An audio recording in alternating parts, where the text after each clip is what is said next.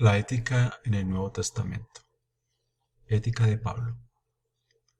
Pablo enfoca los deberes personales del cristianismo en la moral que florecerá de una experiencia personal con Cristo y también en la enseñanza para ayudar al cristiano en todas las relaciones sociales y las responsabilidades hacia las autoridades civiles. Pablo se enfocó siempre en la enseñanza del Señor Jesucristo, con el objeto de ayudar a toda persona en la relación personal, en la relación social y en las responsabilidades que tenemos de acuerdo a las autoridades civiles. La base de la teología de Pablo en su mensaje está basado en la ética de Jesús. Por eso los términos que más usa Pablo en sus cartas son la unión con Cristo o estar en Cristo. La naturaleza de la ética de Pablo es una ética absoluta y circunstancial. Las normas éticas de Pablo contienen declaraciones absolutas. La mayoría de los casos corresponden a casos especiales. Es decir, que la ética completa, la ética sin vacilaciones, tenía que llevarse a cabo dependiendo de los casos en que se presentaran. Más adelante miraremos algunos casos específicos de cómo la ética de Jesús, tomada por Pablo, era una ética absoluta y se aplicaba de acuerdo a las circunstancias. Una ética no sistemática. Pablo dio las normas más bien de acuerdo a las circunstancias de cada iglesia o persona a quien escribió sus cartas. Esto quiere decir que la ética de Pablo no era sistemático, es decir, no era paso a paso para todas las circunstancias, no, sino que las normas establecidas en la conducta del hombre, enseñadas por Pablo, se tenían que aplicar a las muchas circunstancias que se presentaban en cada iglesia o en cada persona o personas. Por eso Pablo escribe varias cartas a los romanos, escribe la carta a los habitantes de Galacia, los Gálatas, escribe la carta primera y segunda a los hermanos en Corinto, la carta de los Corintios, escribe la carta a la iglesia en Éfeso, y démonos cuenta que cada carta estaba destinada a un lugar distinto, a un país distinto, a una iglesia distinta, a circunstancias distintas, a persona o personas distintas, porque cada iglesia tenía sus propios problemas, muchos parecidos, pero eran diferentes. Cuando miramos la ética de Pablo, algunas de las enseñanzas paulinas no eran declaraciones para implementar en forma universal para todo cristiano. Como lo vimos en la parte anterior, no era sistemático, es decir, paso a paso para todos, no, sino que más bien daban un consejo a personas en circunstancias específicas. Cada persona, cada grupo de personas, cada iglesia tenía sus problemas distintos unos de otros. El elemento escatológico de la ética de Pablo. Pablo apela a esos conceptos: la muerte, la segunda venida, el juicio final y la eternidad como base para la ética.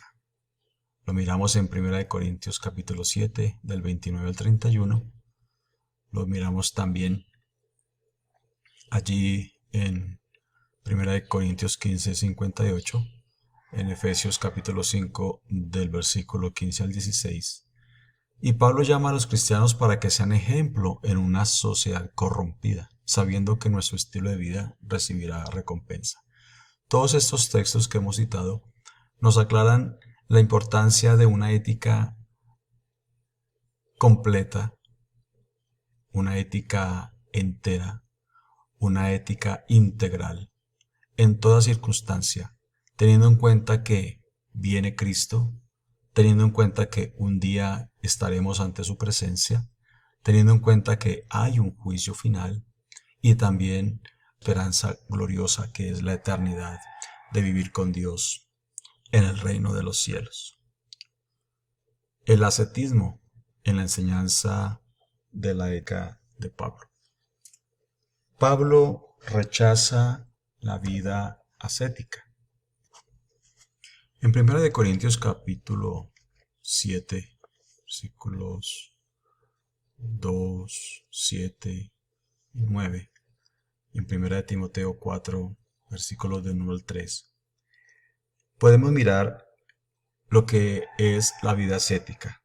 Recordemos entonces que ascetismo es la práctica de un estilo de vida austero y de renuncia a placeres materiales para adquirir hábitos que lleven a la perfección moral y espiritual.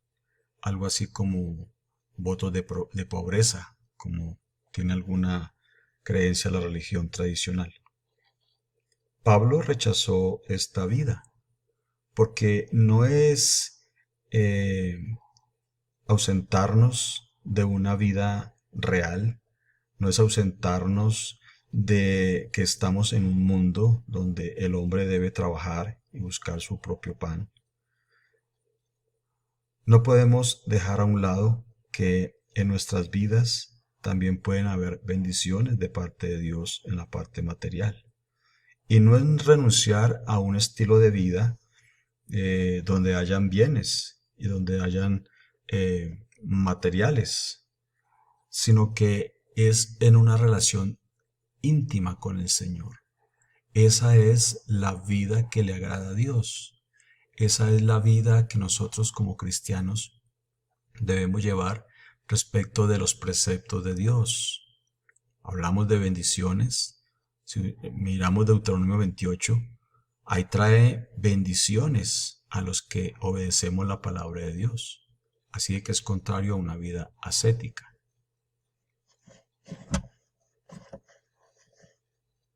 Cuando miramos la ética de Pablo y la relación con la ley, podemos mirar que la ley servía para condenar al ser humano y por eso su efecto era más bien negativo. Romanos capítulo 3, versículos 19 al 20.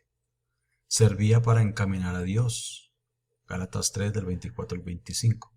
Es decir, la ley era un camino de carácter obligatorio, pero cuando miramos su efecto, traía consecuencias negativas. ¿Por qué? Porque era bastante estricto.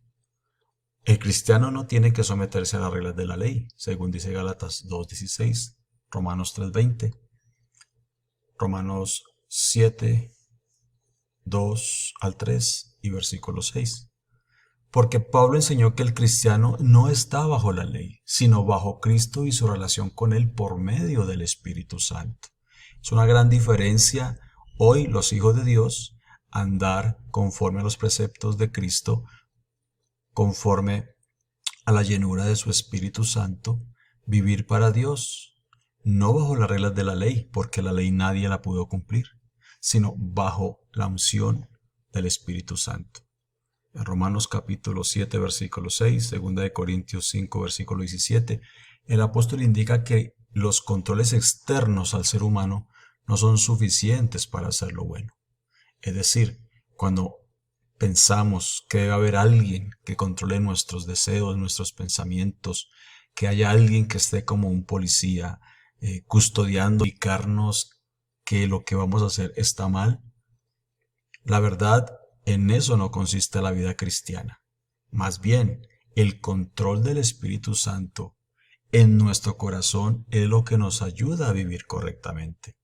Por eso es importante vivir hoy lo que dice la palabra de Dios, que hay que ser llenos del Espíritu Santo, que es el que guía nuestros pasos, nuestro corazón, nuestra mente. Entendiendo que en el Antiguo Testamento la relación vertical con Dios trae como consecuencia una vida moral que cumple con los mandamientos de Dios y que busca la justicia en todas las relaciones humanas. A la vez vimos que Cristo enseñó que entrar en el reino de Dios resulta en la implantación de las disciplinas que eran compatibles con lo que Cristo vivió como ejemplo. Así las cosas, debemos vivir en una estrecha relación con el Señor, bajo el control del Espíritu Santo, Nosotros podemos hoy guardar los mandamientos no por nuestras fuerzas, sino por la ley del Espíritu que mora y que impera en nuestro corazón. Es Él el que nos hace comportarnos como Él quiere. Cuando el Espíritu de Dios mora en el creyente, cuando el Espíritu de Dios guía los pasos, la mente, el pensamiento, las actitudes del cristiano, así es que es el Señor que guía nuestros pasos, endereza nuestras sendas y nos hace vivir de una forma mucho más agradable delante del Señor. Cuando seguimos mirando la ética de Pablo, dedicada entonces en la epístola a los romanos, él dedica capítulos a la discusión de asuntos teológicos que tiene que ver con la condición pecaminosa de la humanidad, la provisión de la redención del pecado, la libertad que la persona siente en Cristo. Desde el capítulo 2 en adelante es la sección ética, donde habla de la manera en que el ser humano debe comportarse por haber sido salvo por Cristo. Es importante que entonces hagamos una revisión, echemos una ojeada a estos capítulos para mirar esas diferencias y esos conceptos que nos ayudan a vivir conforme a la voluntad del Señor. En 1 Corintios podemos mirar temas de interés ético, incluyendo las divisiones que existían en la congregación.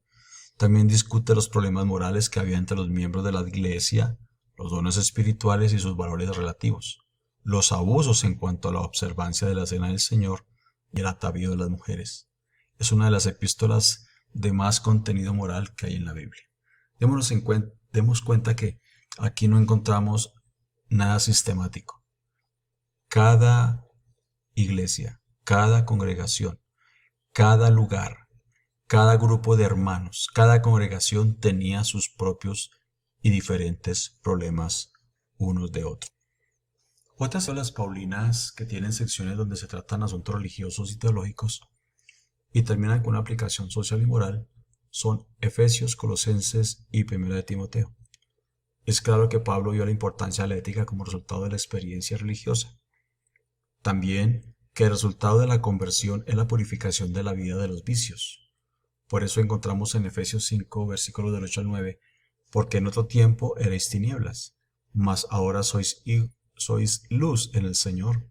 Andad como hijos de luz, porque el fruto del Espíritu es en toda bondad, justicia y verdad. Qué bonita enseñanza. Entender entonces que si Jesús, que es la luz, está en nosotros, nosotros somos luz, porque somos sus hijos y Él está en nosotros. A continuación, en la parte 2 de esta lección 7, vamos a mirar los motivos a los que apela Pablo. La motivación es muy importante en el comportamiento humano. El acto tiene significado, pero el motivo del acto también influye sobre la moral de la acción.